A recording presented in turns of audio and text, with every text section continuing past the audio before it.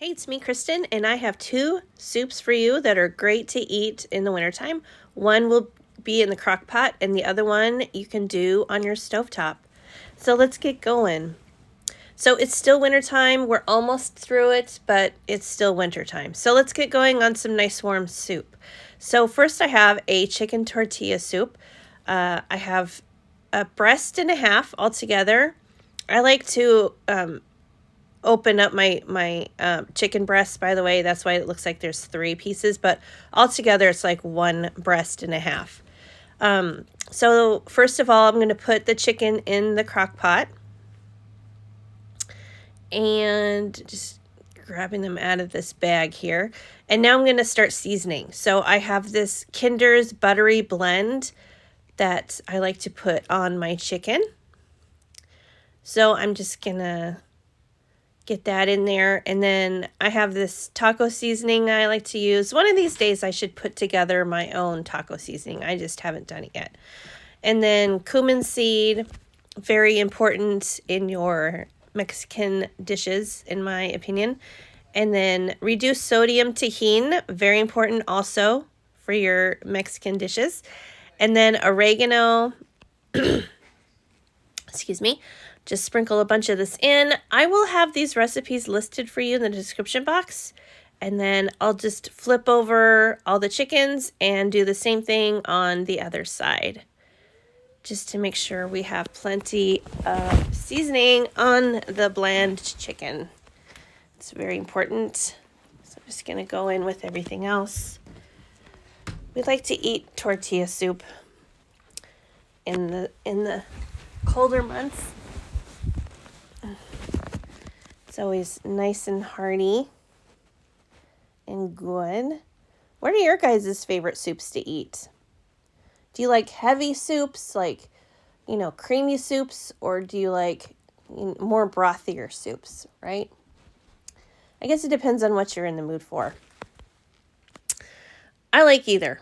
But anyway, so I had some frozen onion that I put in with the chicken, and I'm going to throw in some garlic. I got to prep some more garlic. I'm almost out. And I think I am out of the onions. I go through those pretty quick. I use them all week. And then 1 15-ounce can of black beans, drained and rinsed. Very important. 1 can of golden corn, drained. I actually probably could have put in 1 more can of corn, actually. I think I really like that flavor in the soup, and I just don't think 1 can was enough. And then 1 can of Rotel tomatoes and chilies. And then I'm going to put in an additional can of green chilies because I love green chilies, so those go in. Very good. And then some smoked paprika. You could put regular paprika if you wanted, but I have the smoked, so I put that in there. I just did, a couple handlefuls of the paprika. And then a whole box of chicken stock goes in. You need cooking liquid when you're doing a soup, right? So, I'm out of chicken bouillon powder, or I would have actually just used that in water. I really like the chicken bouillon powder. And then I'm going to put in some jalapeno juice just for maybe some added spice in here. And then I'm going to throw in some sliced jalapenos and put those in. You could dice them up if you want, but I'm just going crazy here and I'm just putting the little slices in like that. Okay, and then the lid goes on, and then we're going to cook it for several hours on low. Is it right? Or did I think I did a little bit on high and then I switched it down to low. But anyway, just cook it for a while until the chicken is at 165 degrees or falling apart, as you can see here. And then take all of the chicken out of the crock pot. Put it in a bowl just to set aside so that we can shred it up here in a minute. But I'm going to do something else with the soup in the meantime. This is optional, but I like to thicken up my tortilla soup just a little bit. And I like to use masa flour. It's a corn flour, and I really like the corn taste that it provides in the tortilla soup. So I just like to do this. You don't have to do this at all. It's not in the recipe, but I just like to do it when I make a tortilla soup. I think it just adds some more earthy flavor, maybe a little more oomph in the soup. So I just put in a couple spoonfuls of the masa flour in a measuring cup, and then I added some of the hot cooking liquid, stirred it until the flour kind of emulsified with the liquid and thickened. Then I put it in the crock pot, the masa flour, and then just kind of let it do its thing while I shred up the chicken here. I'm just using my mix and chop, or you could use a hand mixer. That would work really well. That does a really good job of shredding up the chicken, but I just didn't want to get all that out, so I'm just doing it by hand with my little mix and chop, and it does the job very well, as you can see here. Okay, and then the chicken is all shredded up as good as I want it to be, so I'm just going to throw it back into the crock pot and then just kind of let it hang out for a little while longer so that it can warm back up and, you know, become one with the soup. And then I decided, hey, I think it needs a little bit of acid punch in my soup. So I'm just going to juice in 1 lime. Ooh, it's really raining outside. It is really raining outside. You know, this winter has been abnormally dry for Oregon. I just must say. Anyway, back to the video, sorry. So yeah, just, you don't have to add in the lime juice if you don't want to, but I thought it added just a nice little punch of limey flavor in here, which is very good in my opinion. Just gonna give it a good old taste test here, make sure the seasonings are right, and we have enough of everything in there that will complete the soup, and yes, we do. Good job. Okay. So now it's time to dish up. I'm just going to use up my little ramen bowl here. I love these. I found these, I think at Marshall's one year for Christmas. Okay, and then you can add whatever toppings you want for it. I'm going to put some cheese, some cheddar cheese on mine, a little bit of onion, a little bit more of the onion. And then, let's see. You could put a little bit of cilantro on there. I'm going to do a little scoop of sour cream, little cilantro. And then you could squeeze in just a little bit more lime too. I'm not going to do that here, but you could do that also. And then boom, dinner is done. Oh, and you have to have, of course, those crispy tortilla strips. Yes, now it's complete. Now it's good to go. So, you know, just have this. It was really, really wonderful. It was nice and hot, chickeny, spicy, you know, brothy. It was delicious, and I'm really glad I made it. Okay, so now it's time for the second soup I made. This one is a clam chowder. Yes, very good. So I have this big soup pot right here, and then I'm going to melt in a couple tablespoons of butter with a little bit of frozen garlic. Okay, and then I'm going to saute my veggies. So in the recipe, it only calls for onions and potatoes, but I had celery and carrots in my fridge, and those are really good. I think those are really good in clam chowder.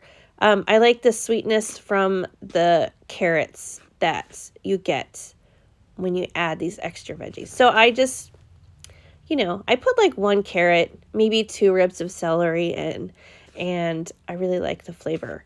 So I'm just going to let these cook down for a little while. You know, the carrots are pretty crunchy, of course, and the celery. So I'll just let them soften down with some salt and a little bit of pepper. Just let those hang out and, you know, let those get nice and soft and just a little bit translucent. Okay. All right. Now we're there with the veggies. So now I'm going to add in the potatoes. I used 4 Yukon Gold potatoes. I thought that was, I really like how creamy Yukons are, so I wanted to use those. But you could use russets, I suppose. You could use baby reds if you want. You know, just based on what you like, I guess. But Yukon Golds are in the recipe. This one will be linked in the description box also. And then I have some bay leaves here. I put in like 3 of them. Make sure and fish those out when the soup is done and you're ready to eat. You don't want to eat bay leaves. And then we have some thyme here. I'm going to just sprinkle that in. And then let those spices kind of wake up in the oil and the veggies. And then I'm salting the potatoes now, of course, because those need a lot of seasoning. Potatoes can take a lot of seasoning for sure. And then some more ground black pepper. Mix all that around like that. And then we're going to go in with an 8-ounce bottle of clam juice. Tasty. The recipe called for 12 ounces, but all they had were these little 8-ounce bottles. So that liquid right there, I reserved the liquid from the clams. I'm using canned clams, by the way. Minced clam meat. And I just drained those cans of clams and reserved the juices and just added those to my soup. Okay, and then you're going to want to bring the liquid to a boil.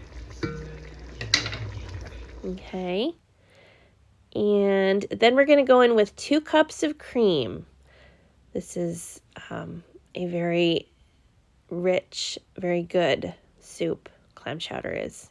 I love it. I love clam chowder in the wintertime.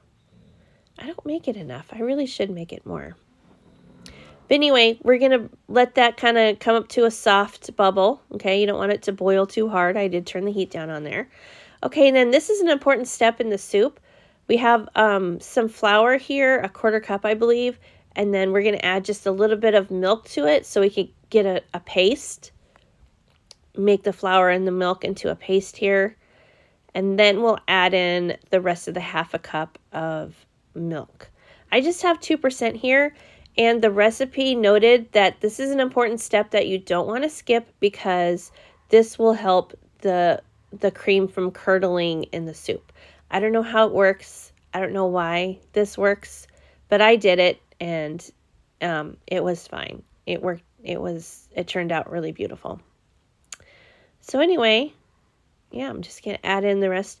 You want a 1/2 cup total of your milk, whether you're using 2% or whole, you know, your preference, I guess.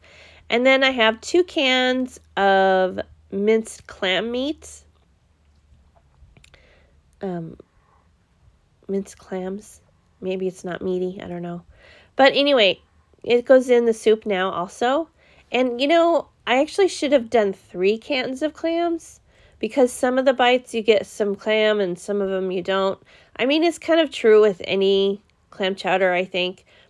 But next time I'm going to definitely do 3 cans of the minced clams.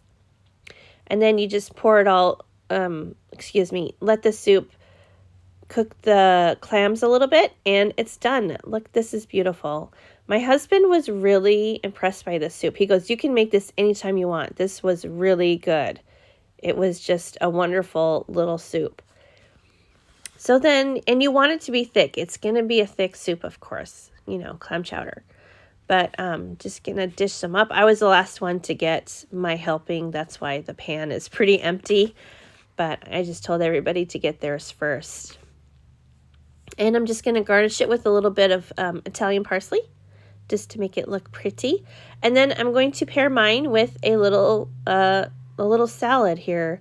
Just simple, just some romaine with some shredded carrots and a little bit of cheese and a little bit of ranch dressing and some croutons. And this makes a complete meal.